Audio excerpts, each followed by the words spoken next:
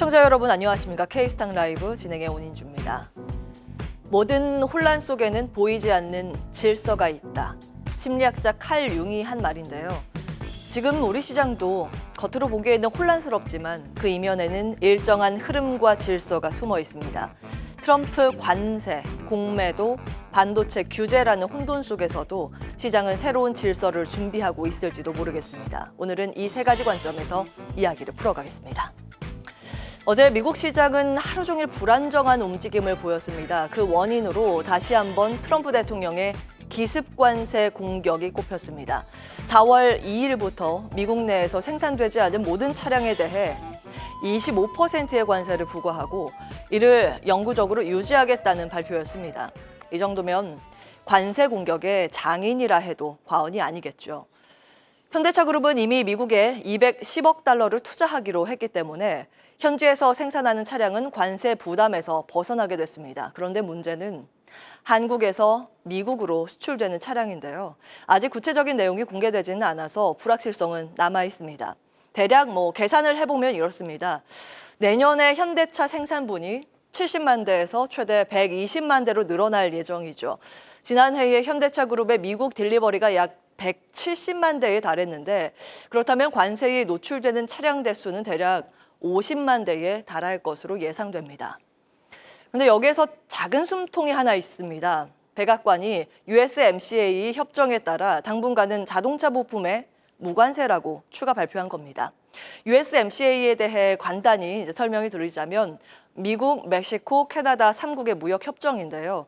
유효 기간은 16년이고 6년마다 갱신을 검토합니다. 가장 최근 한 협상이 2020년이었기 때문에 내년에 재검토 전까지는 일단 자동차 부품에 관세가 안 붙는다는 얘기입니다. 우리나라 멕시코 매출은 다음 표와 같은데요. 현대차의 비중은 일단 0% 없습니다. 그런데 기아와 현대모비스 등이 있고요. 현대위아가 8.7%로 이 중에서는 가장 높습니다. 그리고 사실 멕시코에 관세를 부과하면 가장 큰 타격을 받는 쪽은 다름 아닌 미국의 제너럴 모터스입니다. 지난 2월 13일 보여드렸던 화면이죠. 이 GM은 멕시코에 25% 관세를 부과하면 45억 달러나 부담이 있게 된다면서 오히려 미국 업체가 가장 큰 피해자라고 주장을 했습니다. 그래서 물밑에서 CEO가 로비를 열심히 하고 있다고 전해드렸는데 그 결실일까요? 일단은 멕시코나 캐나다에 공장이 있는 GM 같은 미국 업체들도 시간을 벌게 됐습니다. 자, 그럼 우리 기업들 영향도 한번 볼까요?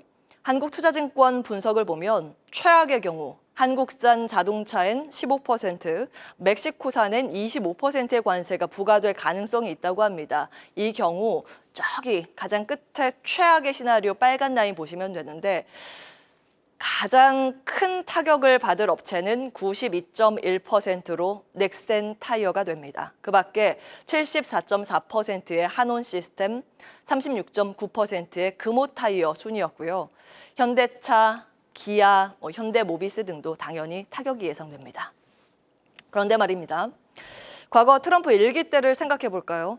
결국 자동차 관세율은 그 당시에 0%로 끝났는데도 자동차 업종 주가는 가장 저조했습니다. 표 함께 보시면 당선일, 1기 당선일 이후에 파란 라인 자동차 업종의 주가 지수가 계속 바닥을 향해 내리꽂히는 걸 확인해 보실 수 있습니다. 그리고 관세 위협 지속에도 주요 협정 타결로 불확실성이 축소되는 이 구간도 회복은커녕 부진한 흐름이 이어졌습니다.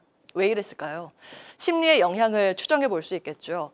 한 번 망가진 심리는 이렇게나 살아나기 어렵다는 것을 시사합니다. 한투에서는 그래서 관세율 자체보다는 불확실성 자체가 문제라면서 트럼프와 맞서봤자 좋을 게 없다고 조언을 했습니다.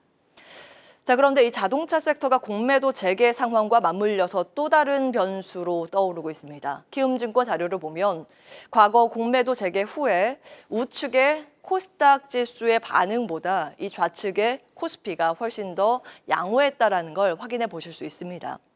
성장주와 가치주로 한번 비교해 볼까요? 그때도 보시면 가치주의 강세가 더 우위를 보였다는 걸 확인해 보실 수 있습니다. 파란 막대가 성장주 수익률이고요. 빨간 막대가 가치주의 수익률입니다.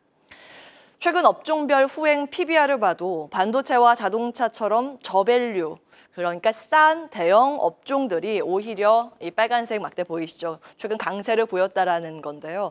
그러니까 자동차는 관세라는 리스크가 크지만 이 공매도라는 환경에서 오히려 좀 괜찮아 보일 수 있다는 겁니다. 좀 복잡해집니다. 그런데 시장의 골칫거리는 이뿐만이 아닙니다. 밤사이 미국 시장에서는 반도체가 크게 흔들렸는데요. 일단 마이크로소프트가 데이터 센터 임대 계약을 다시 축소하거나 취소했다는 뉴스가 나왔고요. 알리바바 회장마저도 AI 데이터 센터가 과잉일 수 있다면서 버블론을 꺼내든 상태죠. 거기에 미국 정부는 중국 기업 80곳을 추가로 블랙리스트로 올렸습니다. 다음 화면 보실까요? 중국은 또 엔비디아의 H20 반도체를 에너지 효율이 떨어진다는 이유로 제재하고 있습니다. 정말 악재의 종합 선물 세트라고 할 수 있겠습니다. 그런데 이 와중에 마이크론은 가격 인상을 예고했습니다. 특히 2025년 생산량이 지금 완판된 HBM 메모리와 함께 이 낸드에 이어서 D램까지 인상을 진행되고 있다라는 기사가 나오고 있습니다. 다른 기업들의 가격 인상 현황들, 보도 내용들 정리해 왔습니다. 시장은 역시 호재와 악재가 동시에 나옵니다. 이렇게 복잡한 상황에서 외국인은 삼성전자를 가장 많이 현재 담고 있습니다. 순매매 대금 보시면 압도적인 우위를 점하고 있음을 확인해 보실 수 있고요. 좀 격차는 납니다만 외국인이 현재 SK 하이닉스도 순매수하고 현대모비스, 삼성전자 우선주, LG화학 순으로 담아가고 있습니다. 반면에 현대차는 외국인이 오늘 이 시각 현재 가장 많이 팔고 있는 종목입니다.